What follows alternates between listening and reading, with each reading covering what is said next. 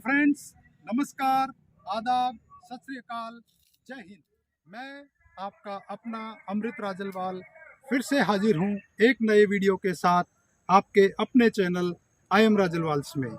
दोस्तों, मैंने मेरे पिछले 2 वीडियोस में बात की थी सॉइल टेस्टिंग के बारे में और सॉइल सैंपलिंग के बारे में। उनके लिंक मैं डिस्क्रिप्शन बॉक्स में डाल दूंगा। आप वहां जाकर के उन वीडियोस में देख सकते हैं कि किस प्रकार से आप सॉइल सैंपलिंग करेंगे और सॉइल टेस्टिंग क्यों ज़रूरी है। आज हम चर्चा करेंगे सॉइल सैंपल्स को कलेक्ट करने के बाद लैब में ले जाने से पहले उनमें किस प्रकार से आप प्रोसेसिंग करेंगे, प्रोसेसिंग के दौरान आपको क्या क्या सावधानियां बरतनी है, उसके बाद लैब में भेजने से पहले उन सैंपल्स के ऊपर आपको लेबल लगाने पे क्या क्या जानकारियां उपलब्ध करानी है। तो दोस्तों, चलते हैं अपने वीडियो की तरफ।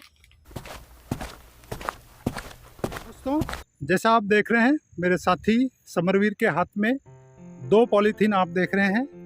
ये पॉलीथीन हमने प्लॉट में जिगजैग मोशन में घूमते हुए करीब 5 से 6 जगह से सैंपल इकट्ठे किए हैं।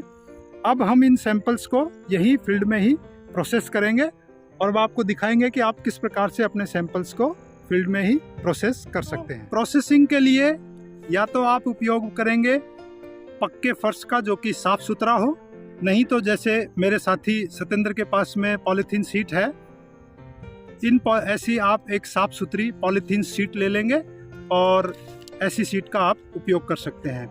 इस शीट को आप समतल फर्श पर कहीं भी बिछा देंगे और बिछाने के बाद जो मिट्टी आपने अपने प्लॉट से इकट्ठी की है उसको उसके ऊपर उड़ेल देंगे। देखिए, आप मेरे साथी सतेंद्र और समर आपको बता रहे हैं। अब मिट्टी को उड़ेलने के बाद आप दोनों हाथों से इस मिट्टी को रब करेंगे ताकि ये मिट्टी अच्छी तरीके से मिल जाएगी। साथ ही साथ रब करने के टाइम पे इस मिट्टी के अंदर आपको जो भी कंकड़, पत्थर या किसी प्रकार की फसल के कोई जो है रूट्स या आपको कोई खरपतवार की जड़ें या आपके खेत में पहले कभी आपने खाद डाला और उसका कोई पार्टिकल या जिसको देसी भाषा में आप डड़ा बोलते हैं वो नहीं गड़ा और वो आ गया हो सैंपल में, तो उसको भी आप बाहर निकाल देंगे।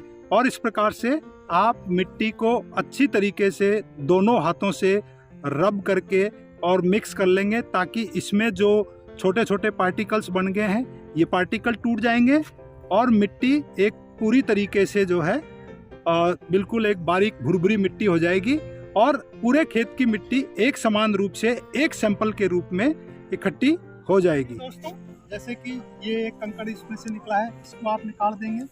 ये छोटी छोटी जड़ें जो आपको दिख रही है, जितना संभव हो आप इनको फील्ड में ही चुप करके और बाहर फेंक देंगे और उसके बाद इस प्रकार से जो ये मिट्टी है इसको आप रब करेंगे बढ़िया दोनों हाथों से। इस मिट्टी को इस प्रकार से रब करके जितना संभव हो उतना इसको बारीक करने की कोशिश करेंगे। तो जो ये मिट्टी जितनी बारीक हो जाएगी उससे आपको 2 फायदे होंगे। एक तो सारे कंकड़ पत्थर निकल जाएंगे, दूसरा आपकी जो मिट्टी है फील्ड से आपने अलग अलग जगह से इकट्ठी की है तो वो सारी जो पूरे खेत की जो मिट्टी है वो एक जगह इकट्ठी हो जाएगी और आपका सैंपल एक अच्छा रिप्रेजेंटेटिव सैंपल के रूप में इकट्ठा हो जाएगा। तो दोस्तों, एक बार मिट्टी में से कंकड़, पत्थर आदि निकालने के बाद जैसे मेरे साथी उसको पॉलीथीन शीट के ऊपर एक समतल चौकोर के रूप में फैला रहे हैं, मैं आपको नजदीक से दिखाता हूं।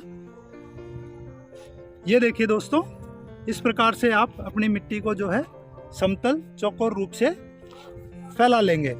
समतल चौकोर रूप से फैलाने के बाद आप इसमें एक प्लस का निशान लगाएंगे। इसका निशान लगाने के बाद आप जो है उसमें आमने सामने की जो मिट्टी है उसको बाहर फेंक देंगे, उसको डिस्कार्ड कर देंगे।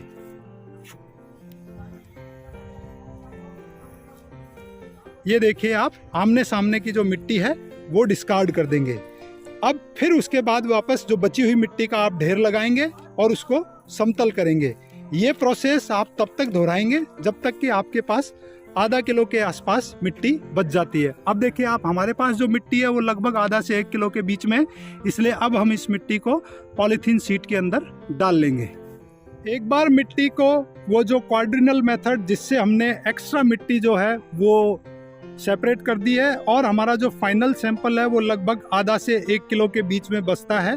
उसके बाद आप जैसे मेरे साथियों के हाथ में जो पॉलीथीन है उसी प्रकार से आप एक साफ सुथरी पॉलीथीन या कपड़े का बैग या कोई ग्लास का बर्तन या लोहे का बर्तन जो भी आप यूज करने जा रहे हैं वो साफ सुथरा होना चाहिए, फ्रेश होना चाहिए, किसी भी प्रकार के किसी केमिकल से यूज किया हुआ नहीं होना चाहिए।